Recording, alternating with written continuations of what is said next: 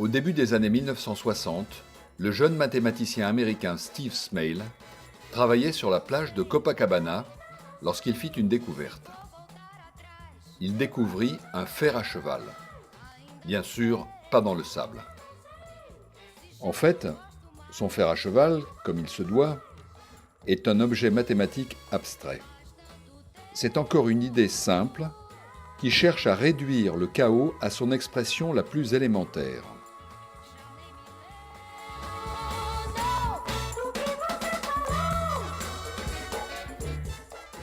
Il faut d'abord expliquer une vieille idée qui remonte à Poincaré.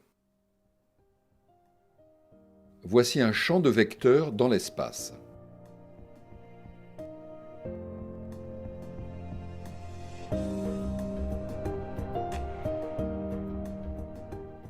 Une trajectoire qui part de ce disque, fait un tour, et puis revient le traverser, puis fait un autre tour et ainsi de suite.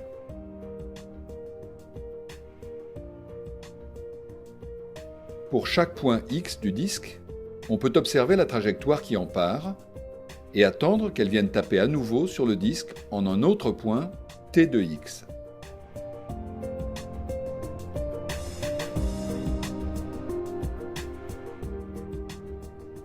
Quelques secondes plus tard, ce nouveau point est de nouveau transformé par T. C'est un troisième point, T de X, et ainsi de suite. À chaque retour, le point est transformé par T. Au lieu d'étudier la trajectoire dans l'espace, on étudie une suite de points dans le disque. C'est plus facile à dessiner. On dit qu'on a remplacé la dynamique du champ en temps continu par la dynamique de la transformation en temps discret. 0, 1, 2, 3, etc. Souvent, c'est beaucoup plus simple à comprendre.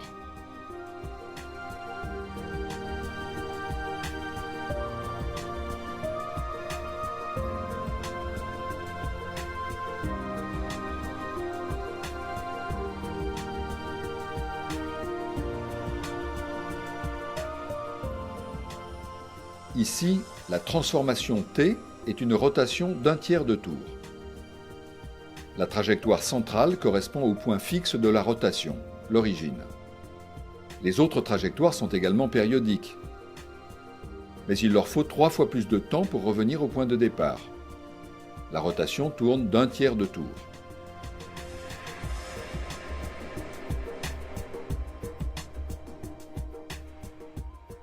Ici, la transformation T est une similitude. Les trajectoires ne sont plus périodiques, au contraire, elles s'approchent en spiralant autour de la trajectoire centrale. La trajectoire périodique centrale est stable.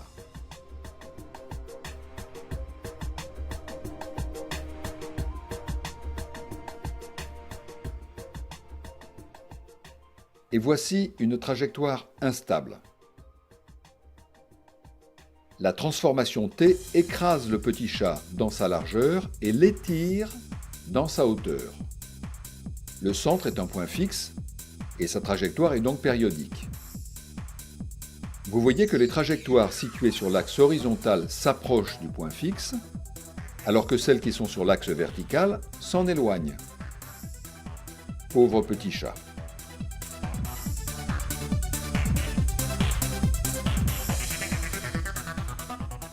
Alors passons au fer à cheval. Regardez comment ce carré se déforme au cours du temps. La transformation T associe une dilatation, une contraction, mais aussi un repliement.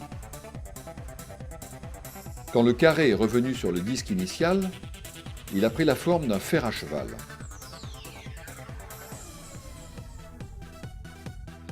Observons maintenant le comportement du carré quand on remonte le temps, par la transformation inverse. Une dilatation, une contraction, un repliement, mais tout cela dans l'autre sens.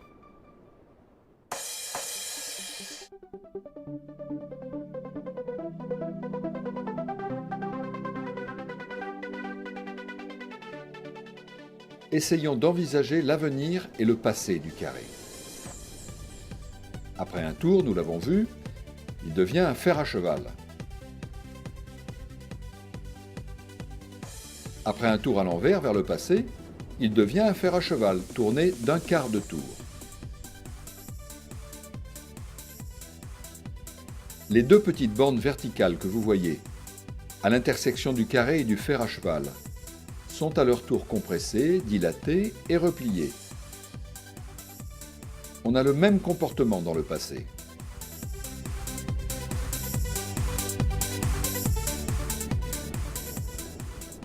Et toute cette structure se reproduit à l'infini.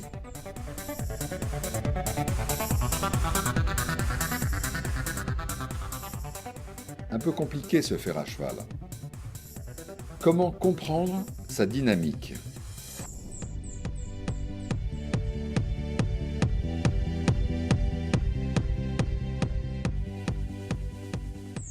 Appelons A la zone suivante et B celle-ci. Alors, la chose étonnante est qu'on a presque les mêmes résultats qu'Adamar avec ses géodésiques et le billard. Pour chaque suite finie de A et de B, même en s'autorisant des répétitions, comme par exemple BA-BB, il existe un point périodique qui suit exactement cet itinéraire. Dans l'exemple, c'est un point de B qui saute dans A, qui saute dans B, qui saute dans B, et qui revient au point de départ.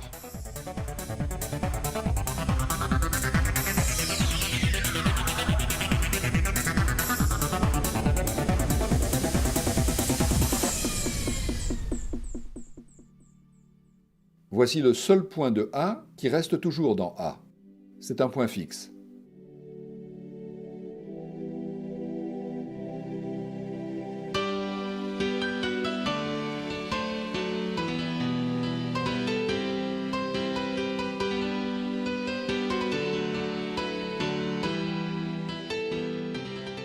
Ce point fixe est dans B.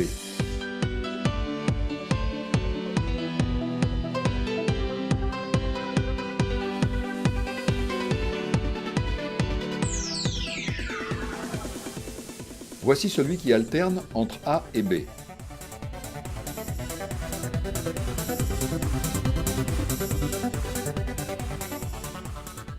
Mais, de la même manière que pour le billard, on ne se limite pas aux suites finies. Donnez-moi une suite infinie de votre choix. BBAA, BBB, AA, BA, BA, etc. Eh bien, il existe un point qui suit cet itinéraire dans son futur.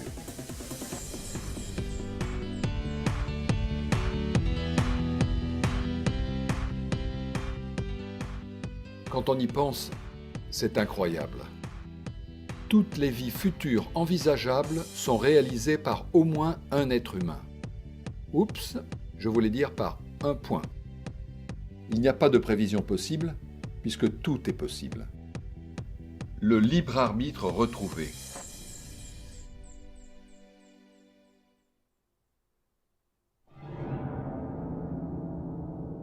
Tout est possible. Voilà un beau slogan pour le chaos. Merci, Monsieur Smail.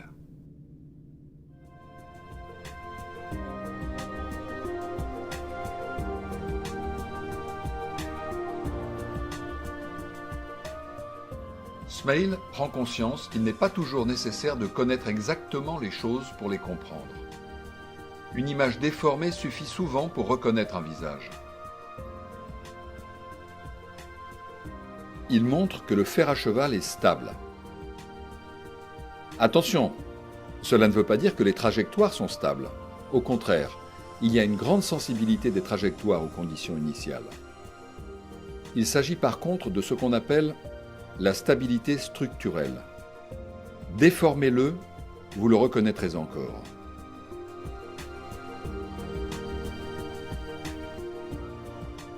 Regardez. À droite, le fer à cheval initial.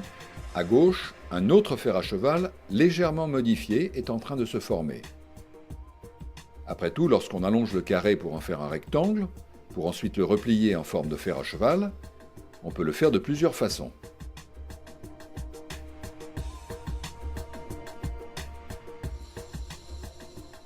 C'est un peu analogue à une situation où on étudierait deux systèmes solaires dont les planètes auraient des masses légèrement différentes.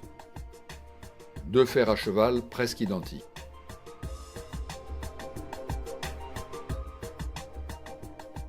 on peut faire exactement la même chose que nous avons faite avec le fer à cheval initial et dessiner des zones A' et B' de la même manière. Et on peut démontrer, de la même manière, que les trajectoires de ce nouveau fer à cheval sont encore décrites par des suites de A' et de B'. Ainsi donc, le fer déformé est tout aussi chaotique que le fer initial. Le chaos est présent, et bien présent, indestructible.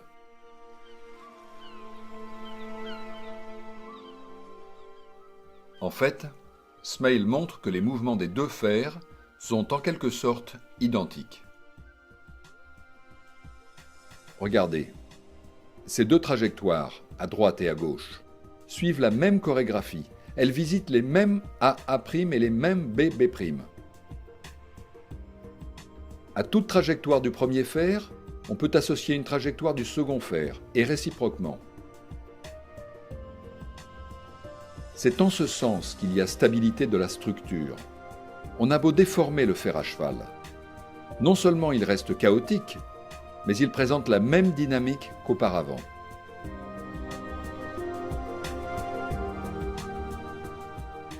Les trajectoires individuelles sont instables, mais la dynamique, dans sa globalité, est stable.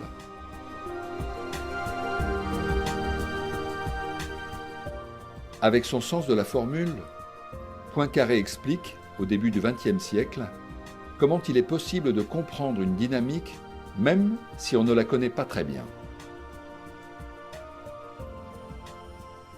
Vous me demandez de prédire les phénomènes qui vont se produire. Si, par malheur, je connaissais les lois de ces phénomènes, je ne pourrais y arriver que par des calculs inextricables, et je devrais renoncer à vous répondre. Mais comme j'ai la chance de les ignorer, je vais vous répondre tout de suite. Et ce qu'il y a de plus extraordinaire, c'est que ma réponse sera juste. La coexistence du chaos et donc de l'instabilité des trajectoires individuelles, avec la stabilité structurelle, une propriété globale, est un fait absolument remarquable. Je suis instable, mais le monde qui m'entoure est stable. Rassurant.